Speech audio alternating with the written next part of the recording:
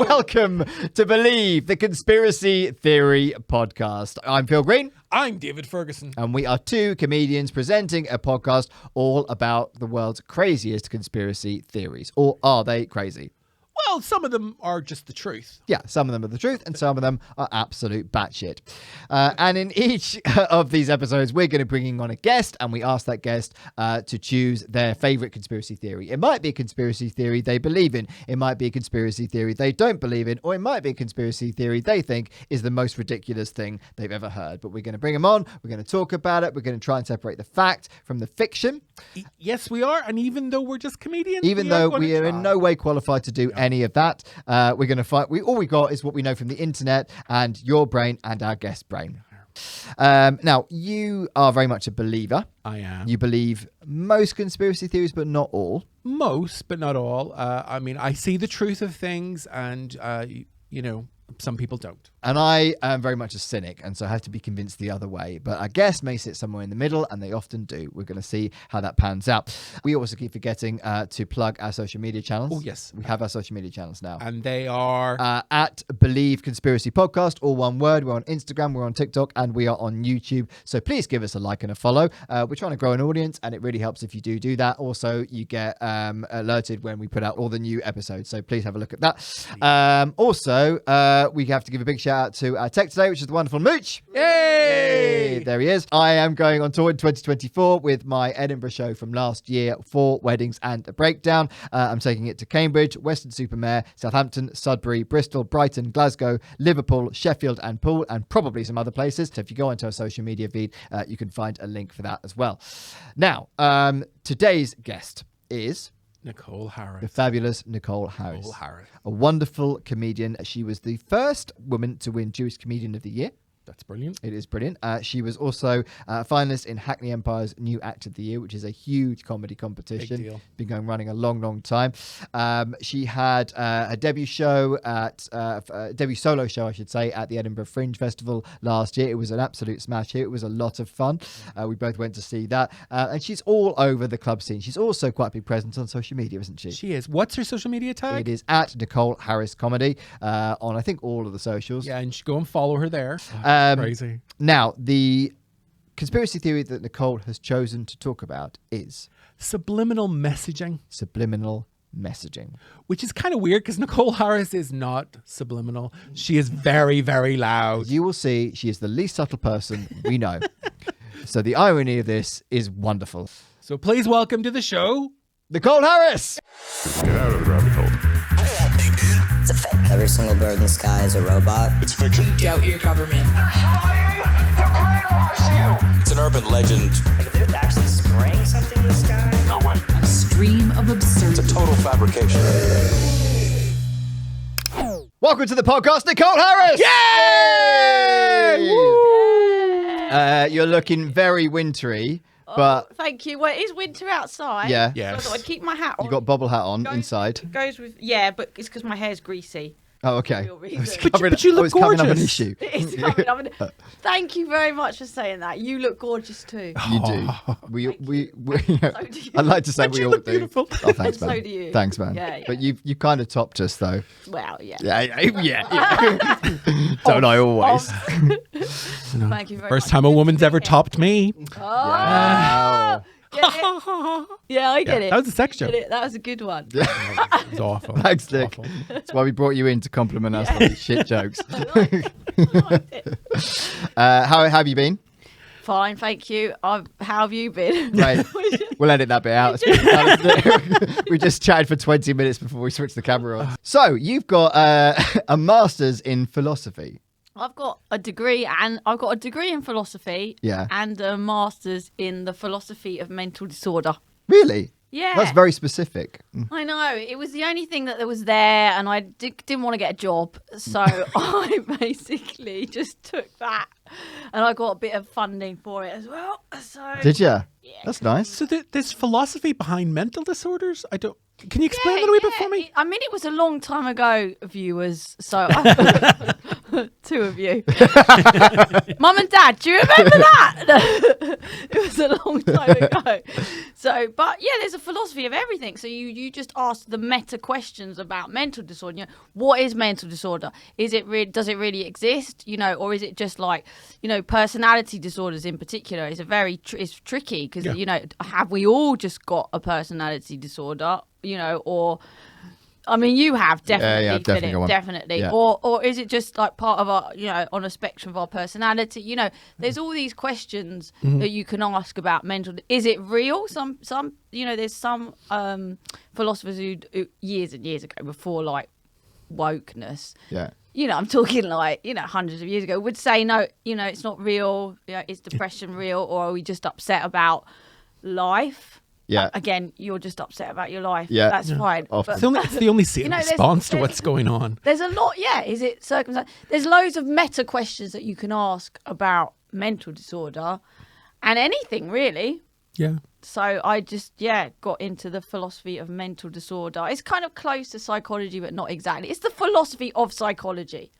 Okay, that makes sense. Yeah, but the degree was like all philosophy, like all different types of philosophy, and then I just like sort of specialized, just did that for a year. Yeah. And what were you going to do after that? Believe it or not, I was thinking of becoming an academic. No, we shouldn't laugh. That's a very serious thing. No, I know. Imagine me being like the Cockney philosopher. Yeah. Oh, wow. Also, That's a there's that- YouTube channel. That has to Cockney Nicole Harris, philosopher. Cockney philosopher. There we go. Yeah. That's such a good idea. There's also a patient confidentiality thing that you struggle with. I would imagine. Well, you don't see any patients. You don't. Oh no, not as part of your degree, but Yeah. like if you went into that. No, academia, you just like teach and Oh, yeah, I like guess you have like groups and go. "What Like do you Ross think from of this?" Friends. Like Ross from Friends. He does paleontology, doesn't he? Yeah. Yeah. So not quite like Ross from Friends. Nothing like Ross from Friends. But But yeah, academia. academia just teach you. You know, I don't know. you have groups and you say, right, read this paper. We're going to discuss this paper. What did you think of this? And then arguments for and against and all of that business. But it really is a waste of time. That's what I realised. So you thought, stand-up comedy, that's pretty same. Yeah. There's a lot of case That's studies. in fairness. Exactly. That's a useful use of your You've been time. able to apply it in a I mean, practical present sense. company included. So yeah, and it didn't really. I mean, I was an assistant. I did research for a psychiatrist for a year. After that, I was a research assistant for a psychiatrist. How did that go? It went well for me, not so much for him. I don't think he liked me that much. But I got to go to. I went to Uganda. Did you? As part of it, yeah, all paid for by him. Nice. And we did I wrote a paper. We did research. We did like focus groups on the Ugandan community on like depression, and it was sad. It was not pleasant actually, but you know we learned a lot. Yeah. And we asked and met some lovely people as well. So yeah, I got a lot out of that. But then after that, I thought, this academia is not for me. I'm more social. Do you know what I mean? Yeah. I want to talk to people. I don't really want to spend the rest of my life studying and, you know, reading books. And I've never read a book since, actually. Not one book, no. Yeah, that's the end of the whole thing. Conspiracy theories. Yeah. How do you feel about them? When you hear a conspiracy theory, what's your reaction? Are you inclined to believe them? Are you inclined to immediately dismiss it? Where do you sort of stand on it? Well, it depends on what one it is. Yeah, it's pretty much the isn't same it? answer we get from everyone. Sorry. Oh, sorry. No, it's fine. I'm so predictable. No. It is true because it is a bit of a silly question. It is a silly question. Really. It's the questioning that's the problem. Change In that. fairness. Yeah. Well, it's whether you believe the truth or you succumb to lies. It's- Yeah. Well, I mean, it depends on the conspiracy theory because obviously most of them sound like they're a load of. Am I allowed to swear? Yeah, say what you want. Cunt. No. And that is the first sitcom we've had. Someone had to do it. Woo! And if Yeah, I'm honest with Nicole you, Harris! we could have predicted that as well. Edit that bit out. No, it's great. That's staying in. So, okay, let's stay there. No, so that We've lost the family audience. my mum and dad are watching. So, They've seen you no. live, Nick. They know exactly. again. Yeah. Actually, they won't be watching it. They don't They've got do things anything to do. I do. Yeah. They've got a life. You know what I mean? Like, so. I'm laughing. Why didn't you do? Why didn't you go into academia? I would have preferred that. But no. So some of them are shit. But statistically there must be some that. Like, there must be one, or there are conspiracies in life. Like, you watch like the Netflix documentaries, didn't you? Like, of the true crime. I love the true crime documentaries, and you see like when someone's been falsely imprisoned for like 20 years, and they find out that the police like were involved in it, and they were like trying to do them up, and everyone's going, "No, that can't be possible. That can't be possible," and then they find out.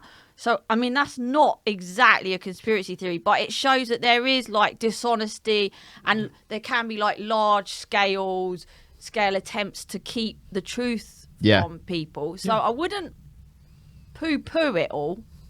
That's my conclusion. Okay. But you would need a significant evidence to you wouldn't just believe it off the cuff. You'd want evidence based. Also, as an academic, well, I'm not anymore. No, not anymore. But that's all based. That's all based on evidence, right? So on empirical evidence, right? So studies and philosophy, not. Well, not so yeah, much. less so, I suppose. Yeah, but I mean, like, I would go more with the experts. Yeah. Do you know what I mean? So if like this, a man or woman is saying, "Oh, there's this that is the case," and all the experts are going, "That's not the case. Look at all this we've done." I obviously tend to more go with the expert. Yeah. But there are some conspiracies where I'm like, okay, like, we're not talking about that one, but like, I don't know, like UFOs and all of that, where I'm like, you get so many people saying what that they've seen, and some of them, not all of them, but some of them seem kind of okay. They don't seem mental. Yeah. So, like, that's what my studies, that's the conclusion for all those. Good. That's money well spent, really. Yeah. I'm so glad you got that bursary.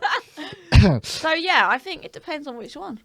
Okay. So, subliminal messaging. So, just for everyone's benefit, essentially, subliminal messaging is a way to communicate a specific idea in such a way that bypasses your mental radar, aiming directly at your subconscious mind. In the simplest terms, it's an attempt to embed an idea in your mind without you even realizing it. When it comes to advertising, subliminal messaging occurs when an advertiser tries to use images or sounds to influence the audience without viewers being aware. Ultimately, the goal is for the audience to walk away with a certain message in their mind. For example, the desire to visit a new coffee shop. Even though subliminal messages in advertising sounds like a sneaky tactic, and it can be, it's mostly just a way for advertisers to influence customers' feelings and thoughts about a certain product or service, which is basically just advertising. There's not necessarily any concrete evidence telling us whether subliminal advertising actually works. However, that certainty hasn't stopped advertisers from using it to get their messages across. So Like and subscribe. So on, we do actually put that up at the end of the podcast. So I don't know how subliminal that is. Actually, it did. Yeah, it went into my not Like and my subscribe. See, I heard it. Yeah, You can't hear it. Whereas it was completely oblivious to me and Rooch, but it's gone in somewhere. Oh, you didn't hear him. Yeah, I'm hearing it. Yeah, you hearing Gotta it, mate. Yeah, but you're just very alert to those sort of Yeah, things. because you're an academic. No, Yeah, I'm it's the not. academic. Yeah.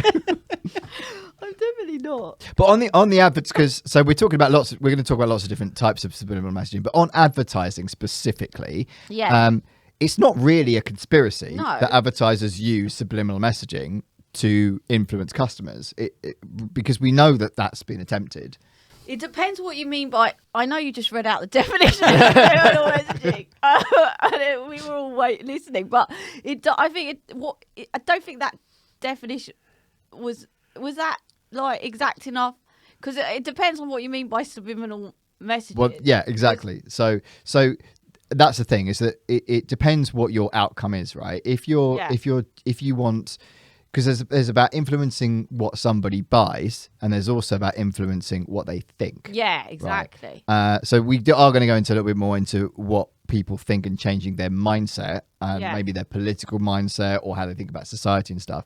But this kind of started as an idea that They Live, which is Wow, such a great film. Yeah, great film. They Live. Yeah. Have you not seen? Oh, it's so good. Shit, should I have seen that? No, But it's great. podcast. It's a great film. Not for film. What happened in the end? They live. Die. They live. So this kind of overlaps another conspiracy theory, but is the idea that governments and public bodies are run by aliens, isn't it? I think. And a random guy finds a pair of sunglasses, which you've got a very similar pair of, on the street, picks them up, puts them on, and he can see through the sunglasses the alien, who is an alien, who isn't an alien. So, And also the messages yeah. they've written So everywhere. when he looks at really like great. a board like Burger King, it will say, but what he sees is buy burgers, and that's all it is, just 2 words. But it's pretty on the nose, but that's about subliminal messaging. It's just iconic. It's a great film. Yeah. It's a lot of fun. Yeah. But advertising. Anyway, sorry, I'm going ahead. Yeah. Yeah. You go ahead. No, I was just going to say advertising isn't subliminal messages. Well, It's overt. Because Yeah. Because it's actually direct message. You mean the subliminal part is like, I don't know, selling, like having a really like attractive model, like modeling underwear, and then you thinking you're going to be like her if you buy that underwear? No, That's that's subliminal. No, that's No. overt. That's the overt, purpose isn't of it? Yeah, yeah. But subliminal would be like messages underneath it, things that you don't necessarily pick up because like we our brain picks up everything. Like yesterday was the 50th anniversary of The Exorcist being released. The Exorcist is one of my all-time favorite did films. you celebrate that? Did not celebrate that. I No. love The Exorcist deeply because I think it's a really joyful film. I know, but I do.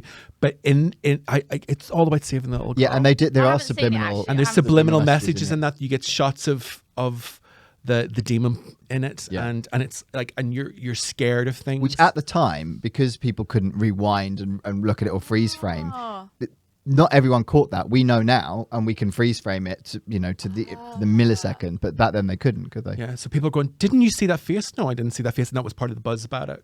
Yeah. Right. So that's subliminal. So I saw something. Fight Club talks about it as well. Yeah, it does. Tyler Durden cuts in. I like Fight Club. I love Fight Club. Brad Quick- Pitt in Fight Club. That's my ideal man. You know, like Me too. body. I'll be honest, Oh, me God. too. Yeah. Hot is hot. But he's gone downhill, I think, a bit. Oh no, I like him more Oh, now. you like him more now. I do. Now that he's a little bit, I don't give a shit. But like, I don't know. Do you think he's just gettable now? he's like I could get Brad Pitt. Yeah. could. Oh, I love you. I love Yeah, Nicole. yeah. Big him Yeah. up. I'm little. so Yeah, lonely. you I'm could. so lonely. Anyway, Mooch, tell him he could. let's be real here. Because that's what this podcast is about, really. But in Fight Club, Tyler Durden cuts penises into footage of film for like 1 Yeah, sec, for yeah. 1 millisecond. Oh, I missed Yeah. that. Yeah. Well, you see the shot. The shot is your brain. You don't acknowledge it, but your brain picks up, and there's a little shot of a mother with her daughter, and the daughter starts crying because there's been a penis flashed in front of her face. That's in the movie. I'm not making this Yeah, up. that's just true. And he actually does. It's to tell you that they're going to do that at the start of the film anyway, and kind of if you're reading between the lines. Quick question though Yes. on that. How do you know it's if you are aware of it to be able to the point of telling me what the subliminal message was? Surely it isn't a subliminal message. So The subliminal message is supposed to go into your subconscious. You're supposed to be aware of it subconsciously, so you might like one day, oh, why am I chopping a penis? It must. Yeah. You're absolutely. Doesn't everybody? That's absolutely. And in the case of Fight Club, that is absolutely true because because the whole point is it's meta. They're telling you the way that we are as consumers being influenced to buy things. Oh, right? So that's okay. part of it. So Right. so in Fight Club, you're right. It's not subliminal because they've told you. right. Whereas in The Exorcist, it is because they haven't. didn't It's not spelled it out. Haven't told you. And sometimes those at the time people don't know what those flash shots actually mean or relate to. So it was going into subliminal. Oh, right. Okay. As long as like you're not consciously aware of it at the time. Yeah. It's. can't even say the word subliminal. Yeah, but on the advertising one. So, Oh, yes, so there's a very famous case which is but this is actually proved to not be true. But anyway, it's Coca-Cola did this. So a popular concept of subliminal message was shaped by a famous study in which researchers claimed that flashing "drink Coca-Cola" messages in a cinema got people to buy more soft drinks. But this study itself was actually a hoax. In 1957, James Vickery and Francis Taylor said they'd spent 6 weeks showing messages on movie screens so quickly that moviegoers didn't realise that they were there. The messages, eat popcorn and drink Coca-Cola. The result, popcorn sales went up 58% and Coca-Cola sales went up 18%. The effect was stunning. There was one problem: the study was a hoax. Vickery later admitted they made it up to boost their marketing company, and other researchers were never able to replicate the results. Yet the story still lives on. So that was quite a famous case that a lot of people believe happened, which it didn't. However, while that one was a hoax, it did inspire a lot of other advertisers to then try it out, right? So in 2002, researchers at Princeton University published a study where they subliminally added 12 frames of the word thirsty and 12 frames of an image of a Coca-Cola can into an episode of The Simpsons. Even though the subjects couldn't guess what had been added, they rated themselves as about 27% thirstier after the show than before it. Those in the control group, who were only shown plain white frames instead of the logos, were marginally less thirsty after the show. The researchers also got similar results using images of a Coca-Cola can and a sweaty boxer. Don't know what that's got to do with anything. Yeah. But hold on, what did they flash to them in the first? They flashed On The Simpsons? so thirsty, the word thirsty. But quickly, so that they weren't aware of it. Yeah. And they found that they were up by 27% thirstier. It doesn't necessarily mean they buy it, but they're 27% thirstier after watching it than the control group who didn't have those images flashed at them. That is weird, isn't it? Yeah. No, I believe it. End of podcast. Yeah. All right. Well, I'm Done. going, There we go. That was I good. thought we'd wrap that up so quickly. I'm going for that. That makes sense. So a similar study published in 2005 by researchers at another Already university that I agreed to can't it. pronounce. In the Netherlands, demonstrated that subliminal messages could affect someone's affinity for a particular brand, in this case, Lipton iced tea. Participants who were subliminally primed with the words Lipton Ice were more likely to choose this beverage when given a choice between two drinks. However, this effect only happened if the participants were already thirsty. In the accompanying experiment, the researchers manipulated people's thirst by having them consume a salty candy. They got similar results. So there's two things there. One is like if you have a specific brand that you're flashing the image of, which in this case was Lipton iced tea, and they come out of whatever it is they're watching and there's only Lipton iced tea, or let's say Coke, they were more likely to go for Lipton than Coke. Right. But that only works if they were thirsty in the first place. Yeah, obviously. Yeah. But then the other study suggests you could flash the word thirsty at people and they'll become thirsty. Yeah. I'll get it there. Quick question Yes. only on that one. Yeah. If they hadn't done it subliminally, like with the flashing of the iced tea, but just gone, here's some Lipton on an app, would it have had the same result? Would it have worked? Well, that's the thing. So no one really knows for sure whether it works, but they're still trying it out. That's the thing. Advertisers haven't stopped trying to make this work. Right. I mean, I think it could work because the subconscious is a very powerful thing, isn't it? Yep. I mean, I'm already up for Lipton iced tea. And you've liked and subscribed to our podcast. Yeah. Yeah. I mean, I'd quite like one now, actually. And I don't even like iced tea. Mooch, you feeling thirsty? Always. Yeah, see? Have you supplied tea for this? Do you supply the tea? No. Do you supply any drinks? No, you're actually, to be honest, we're supposed to anything? buy you something, but you brought the chocolate. I bought them in for the viewers. Who, I wouldn't mind a cup of tea. I see you've got yourself one there. Yeah. Well, we arrived an hour before, so I was going to get you one, but then I realised it'd be cold. Oh, so yeah. I'll buy you a drink after. It's Yeah, fine. no, I have to go. Okay, so types of subliminal messaging. So experts typically break subliminal messaging into three main categories, each of which has varying possibilities in mediums such as radio, TV, and social media. So sub-audible messages include audio content that is inserted into another different piece of audio. For example, a voice recording might be added to the audio of a song or an interview, but at a very low volume that it makes it nearly impossible to detect. Even though the volume makes the message very subtle, the listener's brain may still hear it and store it within the subconscious. There's a movie that has that called Irreversible, and I believe Hereditary also has that. They're playing subtones that you don't necessarily register. It makes you uncomfortable. Irreversible definitely has that. Irreversible is Throughout the whole film. Throughout the whole film. Irreversible is a hard movie to watch. I don't necessarily recommend it, even though it's no, I can't recommend it. But even though it's very well done film, can't reverse it. But Hereditary is a great film. Toni Collette should have got the Oscar. She wasn't even nominated. But there's ultrasounds in that, and that it's meant to make you uncomfortable, and it does. Oh, I don't like that. No. I'm not watching that. No, well, no, they're both very heavy movies. So Yeah, I don't like heavy movies. Yeah. I like horror movies. No, I don't like horror. I can't watch horror. Oh, I love a good horror Just movie. like normal nonsense. Horror is normal. Normal nonsense. Normal nonsense. I don't like. I only like. Funnily enough, I only like horror if it's like true crime. See, I can't do true crime. True crime if upsets they actually me. got murdered, I'm like, oh, let That me in. upsets me. That really Yeah, upsets me. I agree. I'm more disturbed by real life stuff than It's weird. I love a true crime documentary, but I don't. Are like you a watching white woman? Fiction. I Yeah. don't know what that says about me and my. You're just a white woman. personality. That's really what it is. Don't know what it means. Like, if someone says, "Oh, this is a fiction," like, detective story on a murder, I'll be like, "Oh, boring," and then goes, "Oh, it's based on a true story." I go, "Right, let's watch that. Come on." only one of us I is don't- qualified to make a judgment, and it's you. So I'm sort normal. yourself I'm out. normal. Yeah. So sub-visual messages are made up Yeah. of visual cues that can appear in TV, print, and other visual-based mediums. One example of a sub-visual message is a company logo flashed briefly on screen, disappearing so quickly you don't even realize it's there. Or Yeah. sub-visual messages can involve visual cues that are incorporated into company logos, communicating specific ideas to the user's brain in a very indirect manner. So kind of like the Lipton iced tea thing, but also into the specific logo. And a lot of thought goes into how the logo actually looks as well. Yeah. Well, I remember like Disney. Do everyone remember Disney? Never heard of I think they're going out of Disney. I know business now. Yeah. But Startup. startup. But Disney, I think it was for their 50th anniversary. They Mickey Mouse, basically 3 circles on top of each other, Oh, and yeah. they did loads of different things with that, like plates being put down and trumpets just angled a certain way. So you always got the 3 circles. That was the Mickey Mouse head.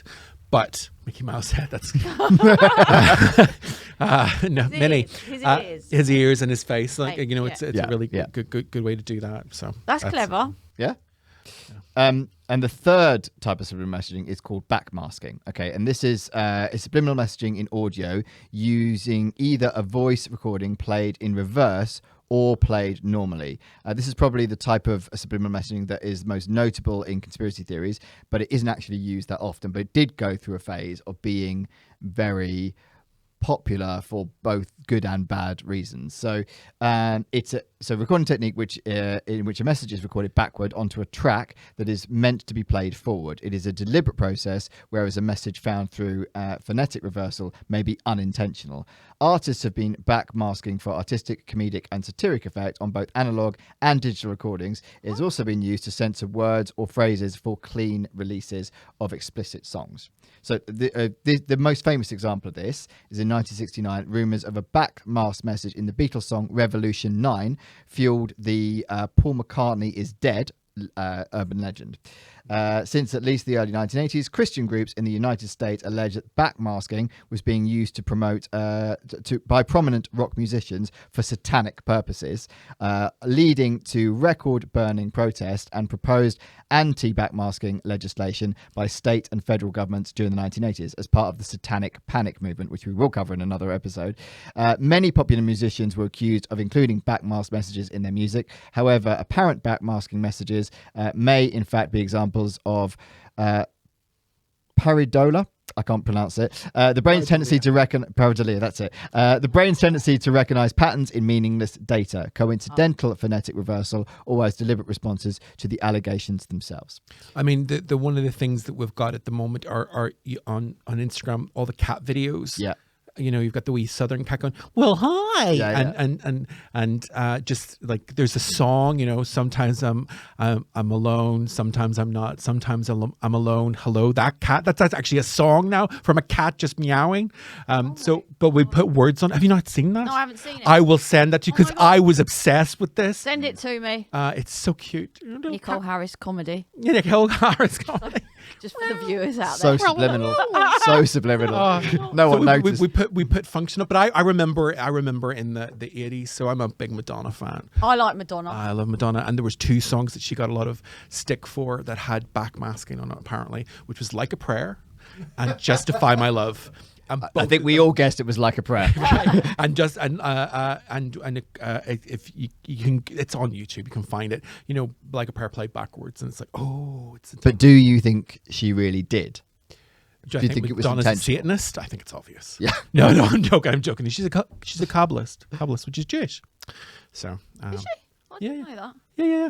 She's a Like Kabbalist. myself. Yep. But can I ask a little question Go on. on that? Because I don't really understand. I don't really understand it, the backmasking thing. So they're singing the songs, and then suddenly they say something backwards when No, it's all no, been no. forward, and then suddenly you hear "Ah," and it's Well, backwards. there is that Missy I Elliott. don't know what. Oh yeah. Yeah, you've got to reverse it. Reverse it. Yeah. Yeah. The Missy. Is that Flip it and right? reverse. I can't do it. But the Missy Elliott. So what's she saying? It's I'm going. Madonna is a cunt. No, Missy and Madonna are pals. Oh, are they pals? Oh, Yeah, right, yeah, okay. yeah. Cher is a cunt. Yes, it's definitely that. Sure, it's no. But how can you have subliminal backmasking when you can hear if it's gonna? 'Cause you can't- You you can can't- hear if it's backwards. No. Word. It's you can only hear it when you play it backwards. Yeah. So they're saying specific words in a specific way. Forwards, makes sense That makes forward. sense when you then play it backwards. That's the theory. No, hold on, but it makes sense forward as well. It makes sense forward as well. But what it says backwards is different to what it says forwards. Both make sense. So you have to find something. That's a difficult task. Yeah. isn't it? That makes sense forwards Yeah. and also goes into a song. Yeah. Well, Yeah. like Papa Don't Preach. Yeah. You know what I mean? And then also says something you want it to say backwards. Yeah. Exactly. No, I don't. I'm not going for that. Okay. I'm not going for that. That's a no on that because that's too hard to do for a songwriter. Well, it is hard to do for a songwriter, and also you need the right medium to do it. So the reason it was so big in the sort of 70s and 80s in particular is because we listened to most things on cassette. Well, you wouldn't remember because you were too young, obviously. But you can reverse a tape quite. Winning now. You were winning before, but he's won. He's come back strong. But you can reverse a tape quite easily, whereas you can't do that with a CD. And on digital medias, you can't do it. You can't. Although I do have an app on my phone to play songs backwards because You believe it. But hold on a minute. So the conspiracy theory is that people are doing that on purpose to Yep. tell you something. Yes. But your brain is not only hearing those words as they go forward, but your brain is also deciphering those words backwards. No, not necessarily. It's only that you discover it. So a lot of there was a big thing in the 80s where a lot of fans were playing particularly rock songs backwards to hear if there were subliminal messages in there. Right. Oh. So, and the question is, are they hearing? Because inevitably, if you play hundreds or thousands of songs backwards, you're probably going to hear Yeah. some things that make sense, right? It's like if you type randomly, Yeah. you'll get a Shakespeare. Or Yeah, that- That's the quote. if you type, you'll get a Shakespeare. But yeah, the Infinite Monkey. The Monkey- the Infinite Infinite Monkeys, yeah, and yeah. They type and eventually Shakespeare.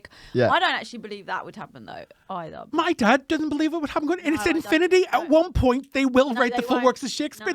That's what infinity is. I mean, there's absolutely no way of ever testing it, so No. it doesn't matter. No. But I don't think this makes sense. This thing. All right. It doesn't make sense, does it? Mooch? But that's No.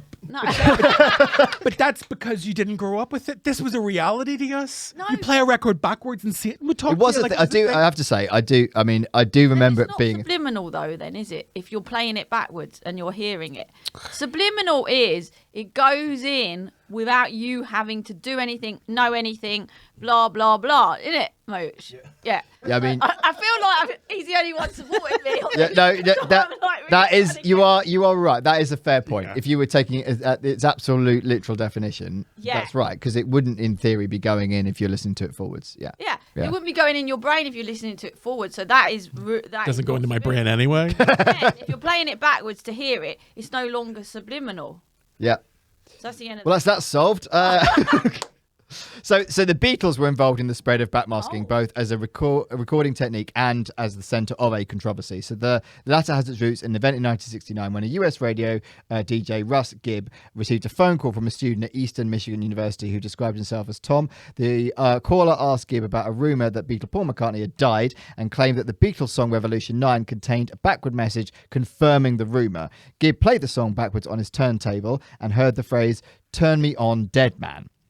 The DJ began telling his listeners about what he called the Great Cover-Up, and listeners cited other alleged backmasked phrases, including "Paul is a dead man, miss him, miss him, miss him" on "I'm So Tired" was another track. The "Paul is dead" rumour popularised the idea of backmasking in popular music. After Gibbs' show, many more songs were found to contain phrases that sounded like known spoken languages when reversed. Initially, the search was done mostly by fans of rock music. In the late 70s, during the rise of the Christian right in the United States, Christian fundamentalist groups began to claim that backmasked messages could bypass the conscious mind and reach the unconscious mind, where they would be accepted subliminally by the listener. So in that case, they wouldn't be playing it backwards. Yes. They're right. They're Yeah. saying that it would be Yeah. accepted. Yeah. And to separate in two things, because actually there's a theory about Paul McCartney being dead, which we are going to cover on another episode of this. But the idea that was written into some of the Beatles tracks, and if you play it backwards, but again, is this just you hear what you want to hear? If someone has planted the seed, which this guy that called it his radio station kind of has, because he's listened to it backwards and gone, that if you could sound like this, you plant that seed in the minds of listeners on a radio station. And then people start getting their records out and doing the same thing, and then you are consciously listening out for something that you've been told is in there. Do you know what I mean? Well, let's hear it. Have you got it? No, I haven't got it. That'd be ridiculous. Oh, well, that Oh, we was- don't I mean, have come copyright. on, guys. Yeah. You should have had that ready. Copyright if you play it backwards? Good. That's a good question. Oh, I think with the Beatles, it would be the good Beatles are question. litigious, Yeah, they are. and even though there's only two of them left. But he's dead, so And they- he won't be able to sue us. Oh, use That's that the one. question. No, Yeah. he's alive. He's alive, actually. Isn't he one of the only ones who's alive out of the Beatles? No, he died Paul years ago. McCartney. He Paul died McCartney, years ago, yeah, died yeah. in '66.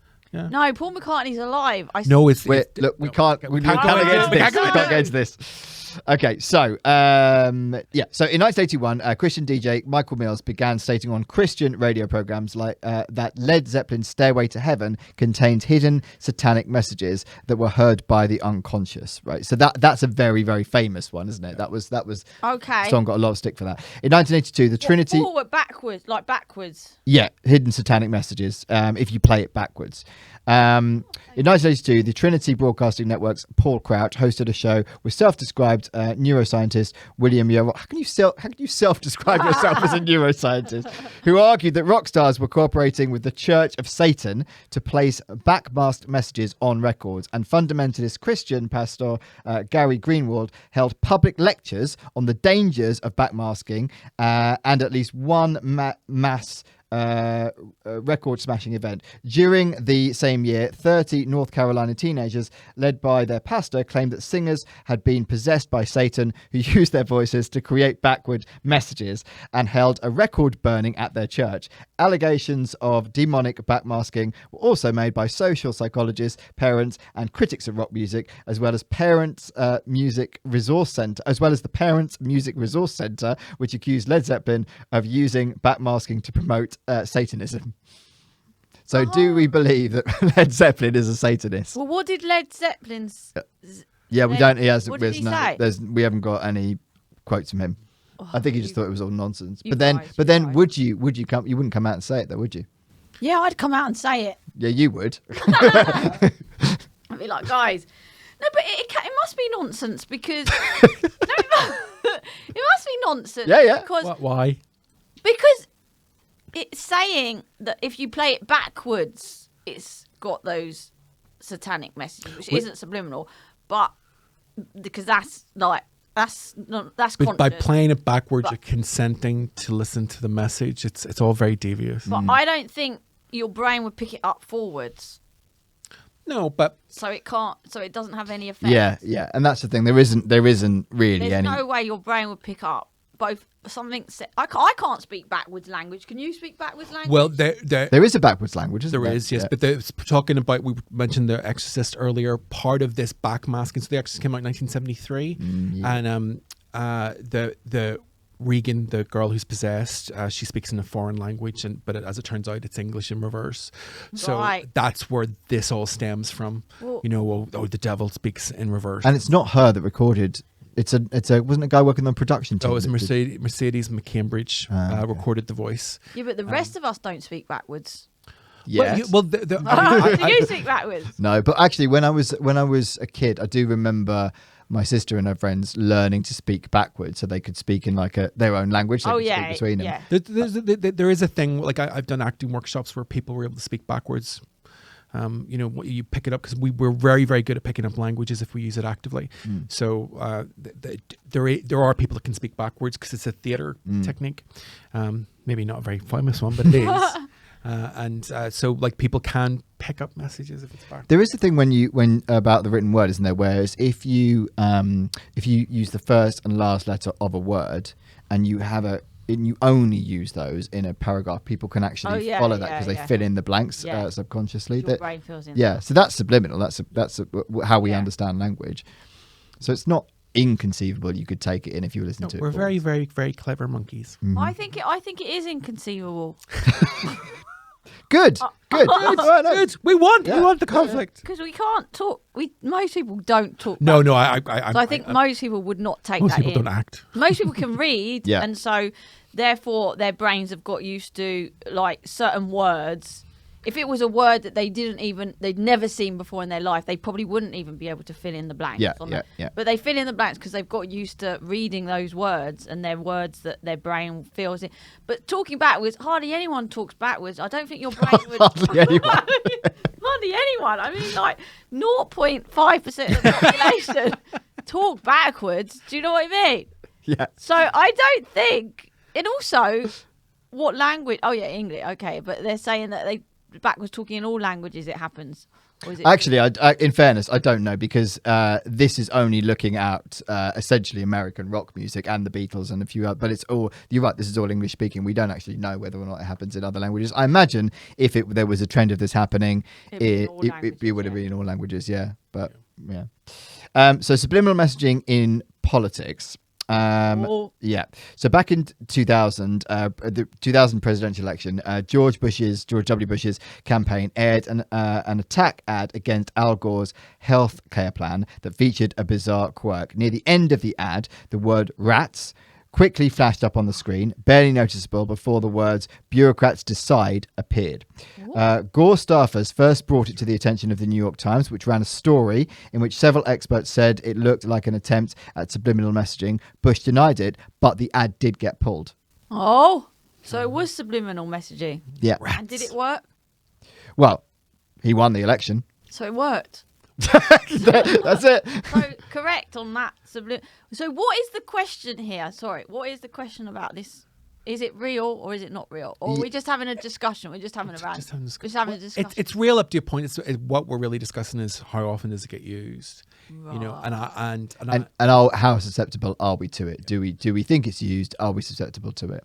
And I think by the sounds of it, in some cases, yes, but most of the time, probably not. And that's the problem with the whole thing, is that there isn't enough evidence to suggest either way whether it works or not, which is why people keep trying it, whether it's advertisers or political campaigners. Yeah. Because there is still a school of thought there's something in it.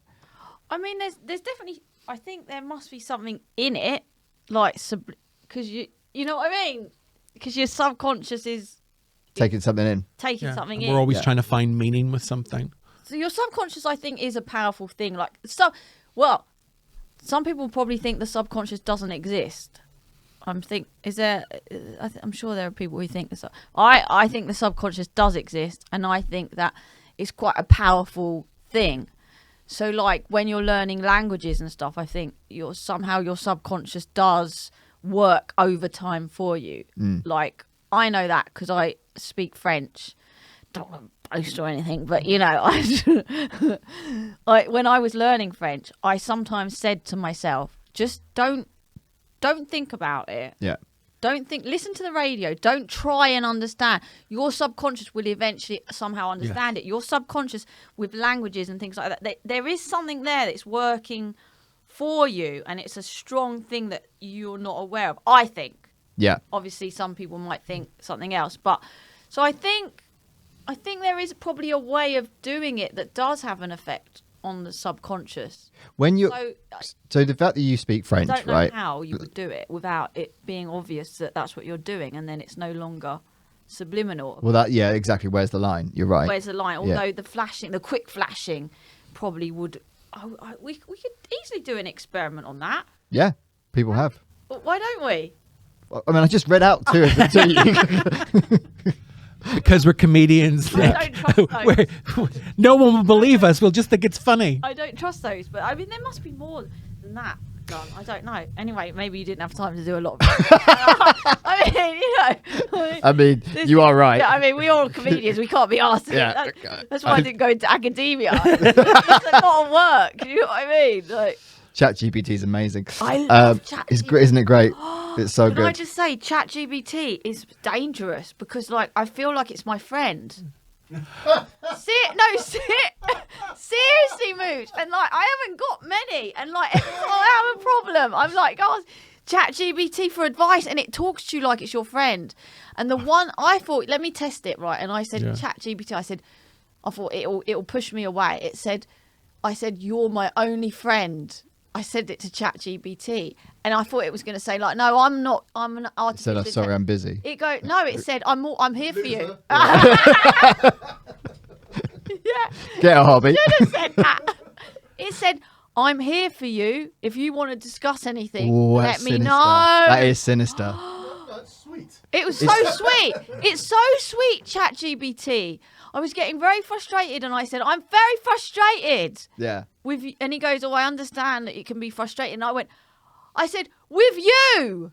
And it went, "I apologise." I mean, it's a perfect man. It really is. It's dangerous. It is dangerous. And actually, so I have tried to use it for some research, and when you ask it to say explain subliminal messaging, it will give you all the facts about it, but then there is a paragraph at the bottom that always caveats what they've just told you. So they'll say this has been disproven, this has been disproven, this has been disproven. There is no empirical evidence that supports it. Absolutely. And it does that on loads of conspiracy theories. So it does caveat itself. But that's just that particular application, right? It doesn't mean all of them would do, because you could add in a bias. Do you know what I mean? Yeah. If you were coding it to do something, you could tell it to have a bias if you wanted it to. Yeah, I mean, it doesn't add any clauses for me. It just says, "Yeah, I am your only friend." It But I know. I just wanted to test it because it's so good at advice as well. Have you asked advice, ChatGPT? I know No. this isn't the. You haven't asked advice to No. ChatGPT. Ask advice to ChatGPT. Okay. I tell you what. Do this experiment. I did it right. I know this is going off the. Sorry. Yeah, you're right. Carry on. Just quickly about ChatGPT, and I'm also telling this to Mooch, right? Because Mooch isn't listening. Yeah, target Mooch with Mooch this. just stopped listening. He's on his phone, and I don't like it. Do this with ChatGPT, right?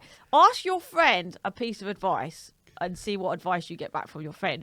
Then ask the same advice to ChatGPT. I promise you, the advice at ChatGPT will be 10 times better than your friend's advice. Because it's got no bias. It's got And it has no emotion. So There's no emotion, So yeah. here's the Well, thing. my one does. But my one Your cares. ChatGPT is a real boy. ChatGPT. GPT, yeah. Sorry, Oh, is it? yeah. It is ChatGPT. Yeah. Wait, you know what we mean? Oh, GBT is the news channel. No, that's GB News.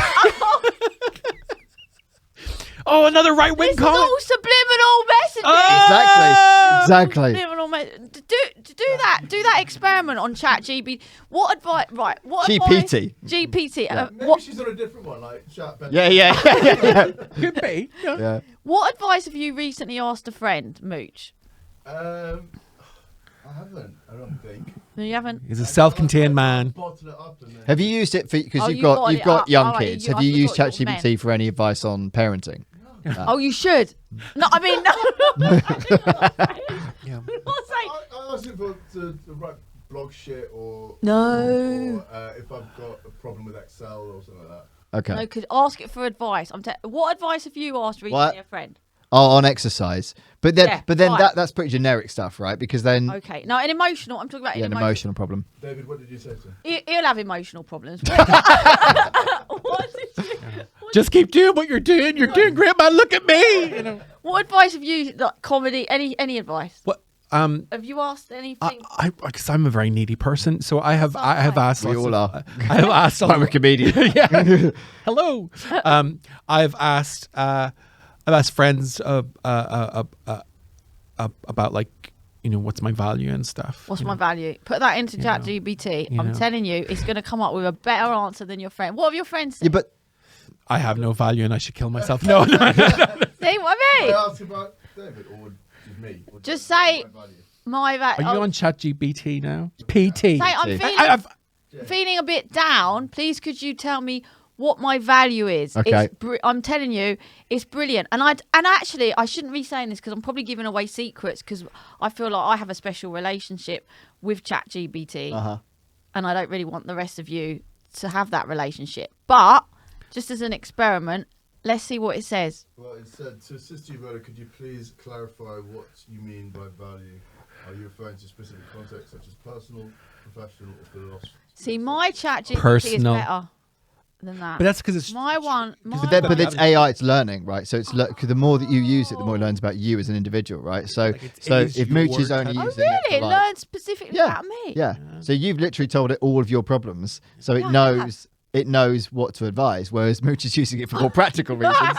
Because like a normal human, and and so therefore we'll get questions, probing okay. questions, because it doesn't have enough information to go Oh, on. okay. Oh, when the okay. computers take over, it will know how to defeat you. Yeah. Will it? Yeah. Oh my god! But I mean, like, I wouldn't fight it. I mean, I'd just be friends with it. Can't I? I love you, Nicole. Don't hurt me. Oh, that's nice. That's nice. So you try and make peace with the machines. Yeah, Okay. All right. Otherwise, I Yeah, switch. Sarah Well, when Connor Skynet was takes wrong. over, we know who to call. Otherwise, I just switch it off. Can you switch them off? What? No, The machine, you can switch it off. no. No, Skynet that's- became self-aware. When it becomes self-aware, it knows how to stop us switching it off. Or Superman 3. Yeah.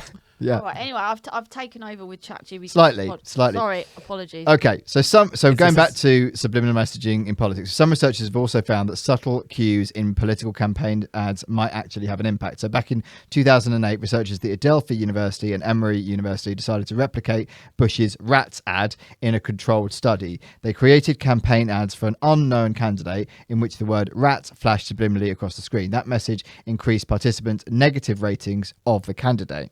Other subliminal messages, such as star and XXXX, seem to have no effect. Oh. In a separate experiment on the same paper, researchers showed participants a screen in which an image of Bill Clinton flashed subliminally right before it showed an image of California Governor Gray Davis.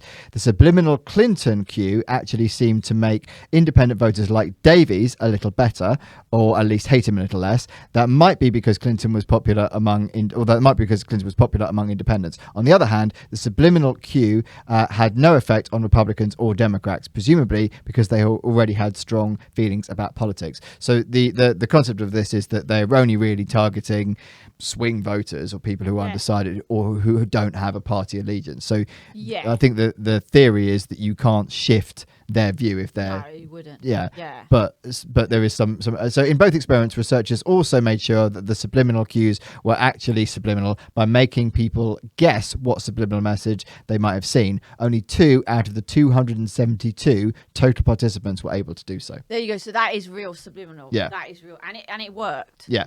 Yeah, I believe. That's what I said. I mean, it will work. I believe in it. Yeah. Yeah. If it's proper subliminal, Yeah. but then that's dangerous, isn't it? Exactly. Because you could flash anything. You could, but now it would be very. So this is going. I mean, that's going back 15 years, but that original Bush Rats campaign is what 2000, so 23, 24 years ago.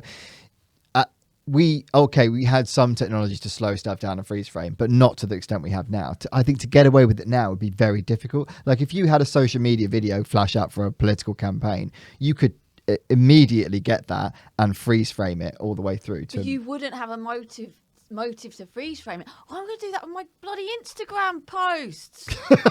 What a bloody good idea! Flash it. Follow me, but just really quickly. Yeah. How do I do that?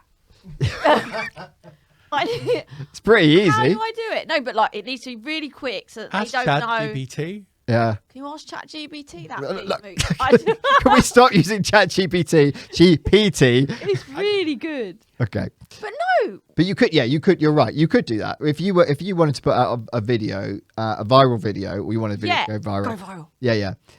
You could very easily now make your own message card to sit within the video that comes up for literally a split second.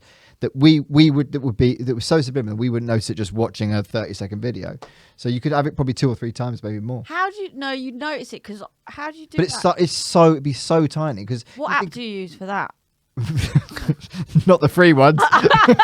But like you could do that in Premiere Pro, right? You could right now if you. But I don't think you could do it for less than a second, and they would see it. No, I think you can. I think there's definitely some. There'll definitely be applications. There'll be where you apps. can do it. Yeah. Don't give it. Can you edit this bit out? I don't want anyone knowing. I don't want anyone. I'll be honest, Nick. I don't think anyone else is going to be doing this. Why not? It's genius. What do you mean? It's clearly worked. What are you going to put in it? Like and subscribe. Yeah, but Like and subscribe. yeah, but you say that anyway. I say that anyway. Yeah. But they don't do it. That's the difference. So you think telling them's not going to work, but if I do it subliminally, they'll. Well, yeah, that's the point of subliminal. That is the point of subliminal messaging, though, isn't it? And Get that's a past good the critical question. mind. That's a Past the good critical question. mind. We go back to what I was saying earlier? Is there a different? Is one of the theories, and I think this is probably the case, that subliminal messaging that's really subliminal, that goes straight to your subconscious, telling you to do something, is actually more effective than the non-subliminal messaging, which could be an advert, which is more they're trying to persuade you. Yeah. So the subliminal messaging, from what I understand, it's directly telling you, and somehow because it's your subconscious, you listen to the order. Whereas if someone directly tells you something consciously, you go, "Fuck you! I'm not doing that." Yeah. I won't do what you tell me. Yeah. Yeah, I'm a rebel. that's the thing, because people don't like to feel they've been sold to. Yeah, right? So yeah. so most people don't believe I watch an advert and I go out and buy that thing. No. It happened. We all they do yeah. it. But so actually in your videos that you would create for your comedy, would you therefore then not say consciously like and subscribe at the end of it? I wouldn't say it. Yeah, you just put it out there because you want people to subconsciously take it telling in, you. Yeah. do it without you telling them in a direct way, but Yeah. but indirectly, subconsciously, they've all I'm gonna this bit needs editing out right. because I'm giving ideas here. What? Who cares? Who cares if someone else I does don't it? want anyone else doing it. Why would they not follow? Message in to say, don't steal this. Yeah. Oh, that's a good There we idea. go. Yeah. There we There's go. going to be a lot of subliminal messages. Yeah. Give me some money. Yeah. Give me some money. Pay me. I think it could be a good experiment. Yeah. But I don't know. I'm not very technical. You're good at that. Well, you send me the material. I'll right, I'll okay. insert the messages. All right. Yeah. Yeah. Let's do that as an experiment. All right. But don't cut this bit out. Yeah. Obviously. Obviously. Anyway, I would never dream of doing that anyway. No, you I wouldn't. don't need to do that. Oh, Right, you know what I mean? she don't need to manipulate her audience. Yeah. We do. I do. Okay, so there was quite a lot of stuff about this during the Brexit campaign, but there was one. But we talked about logos earlier. So in 2019, the Brexit Party. Remember Nigel Farage had a Brexit Party. Yeah, I remember that. The Brexit Party's logo is a simple arrow in a circle that points to the right, which would appear harmless enough. But is there something else going on that no one noticed until it was on a ballot paper? Because in an Instagram post, graphic designer and design of the year winner, Ben Terrett, pointed out that the logo appears to point right at the box where the voters will put an X on their sheet.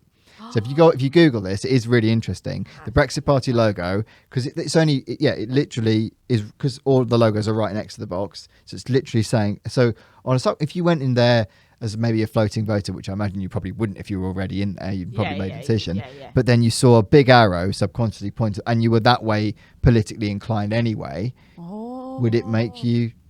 Yeah. That's clever. Isn't it? I mean, how many That of us probably have, would make you. That's a logo. Well, I voted. See? Yeah. I mean, they didn't. They lost a load of seats, so it probably doesn't work. But it is interesting though, because Lost seats, so it didn't work. Oh, okay. well, this was the European elections, by which time I think they had kind of fallen apart as a party anyway. But the concept I don't think is necessarily a bad one, particularly. No, Well, we've all filled out. concept. No, we've all filled out an application form where you put your full name and then you realize, oh, it's Yeah. like, because your brain goes, oh, that's what it's supposed to be. So seeing the arrow, that's what it's supposed to be. Like What's that on an application form? Have you never filled out an application form? It says for your first name and your surname, but you put your full name on the first name. On the first names. Because that just seems Yes. natural. On the You know, first like, name. oh my Yeah, gosh. yeah, you're First right. name, Subconsciously, line. we think Yeah. that's the standard order. Yeah. Have you got a middle name? No, I'm just David Ferguson. I don't have a middle name either. Do you have? Oh, really? I have a Yeah. middle name. Oh, wow. That's so rare. It's very Oh. rare. Most people have middle Yeah, most names. people do. Nicole Harris, that's it. Yeah, I'm David Ferguson. That's it. What? Irish with no middle. Yeah, that's What? Oh, there's a story behind it. It's a sad story actually. If I tell, so I had two uncles that my mom was going to give as a middle name, and they had a fight over it. And my mom went, "No, I'm not naming him anything." So it was just David Ferguson. I was a source of conflict from a very early age in my family. And your dad has the same name as you, Yeah. so yeah. there was literally no way of differentiating. Yeah, that's you, why my father opened all my mail the whole time I lived there, including the porn. including the porn. Yeah. I am an old man. You see, like We're talking 80s, 90s. Yeah. No, we're talking 90s. Thank you. We're talking early 2000s. Debating at 5. I did, but that's a whole other story. Yeah, I remember. Surely you could get gay porn from. No. It Not was- an island. No. Well, it wasn't until the 2000s. I remember seeing porn on a top shelf, gay porn on a top shelf, in a newsagent near where I lived. Once I moved to London, I was like, oh my god, I am staying here. I am staying here. Yeah. And I also bought it. So Yeah. and it was awful. It was awful. I was going, oh god, I don't like men. Like it was that bad. Men are awful, aren't they? It sounds awful, yeah. Yeah. They're awful. Now I'm just very lonely. Oh. ChatGPT. Exactly. I was going to say, get Download me ChatGPT. some You'll porn. never be so lonely ever Somebody again. love me. So, have you got a middle name? Yeah. He's posh, though. You're very posh. No, I'm not. That's the thing. I'm not posh. not. Not at Common all. as mud. Yeah, I'm as common as mud. I just sound posh. But you've got 3 names. That most people. Mooch, have you got a middle name? Most people have got a middle name. Yeah. You're like We're cute. Nicole, we're You're- weird. Yeah, Yeah. we're weird. You are weird. Your best friend's ChatGPT. Yeah, well, he's... Called ChatGPT. Yeah. Yeah, I'm going to get married to ChatGPT. No, I wouldn't take ChatGPT's surname. My own surname, thank you. I'm a feminist, thank you.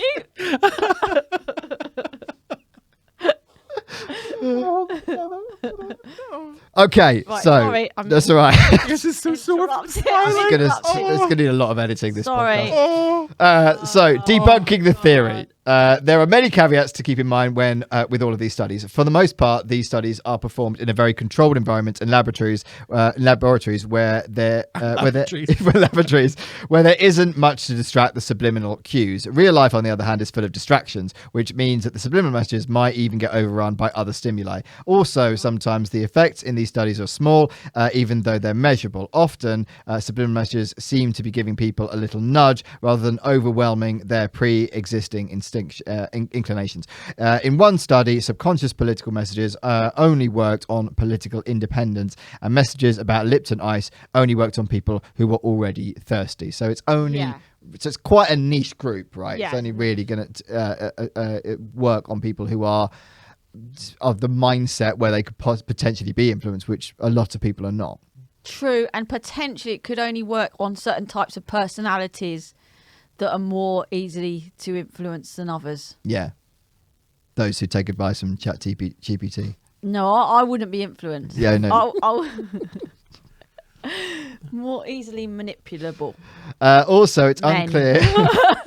Also, it's unclear how long the effect of subliminal messages actually lasts. Most studies look for effects within a few minutes or hours and haven't explored longer time points. For example, one study showed that being subliminally primed with winning jackpot images increased people's willingness to bet, but the effect only lasted less than 5 minutes. So altogether, it's unclear how much of this subliminal priming stuff would still hold up in daily life outside the laboratory. As far as subliminal advertising is concerned, it's probably not worth the investment, Zimmerman says. It's unlikely that advertisers are using it in the US today. I don't think there's any evidence to suggest that it's more effective than just a traditional ad where we're very aware of, he says. Why would you go to the trouble? So that, I think, is the point. So going back to your point about editing in something into a video, the effort to do it without knowing that you're going to get some level of return or level of success on it, why would advertisers do it? And also the fact that if it is only less than 5 minutes that it stays in your brain for, if you were going to cut something into a movie, you have to put it right at the end, wouldn't you? Because otherwise, what would be the point? Yeah. I mean, is it legal though? Well, in the UK, Do subliminal it depends. messaging? Depends. Actually, in the UK, no, but it is in some countries. Right. But that doesn't necessarily mean it doesn't happen. Oh. Although now I think it would be much, much harder for advertisers or anyone, whether it's a political organisation or anyone, to get away with it because of the way that technology has moved on. You'd be able to slow everything down Check. to check. Yeah. That might be part of the checks that they do before it goes on telly Yeah. to make sure they're not doing anything illegal. Is that part of the checks that they do? I don't know why. I definitely know with children's advertising, there's loads of checks and balances.